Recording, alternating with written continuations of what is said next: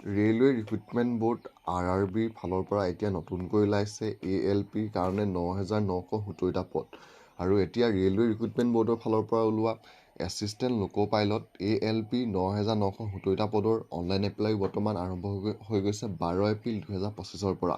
আৰু এই এছিষ্টেণ্ট লোক' পাইলটৰ ALP পদকেইটাৰ অনলাইন আবেদন কৰাৰ লাষ্ট ডেটটো হৈছে আপোনালোকৰ 11 মে' 2025। তো আপোনালোকে 12 এপ্ৰিল 2025ৰ পৰা 11 মে' 2025লৈকে এছিষ্টেণ্ট লোক' পাইলটৰ এই পদকেইটাৰ কাৰণে আবেদন কৰিব পাৰিব।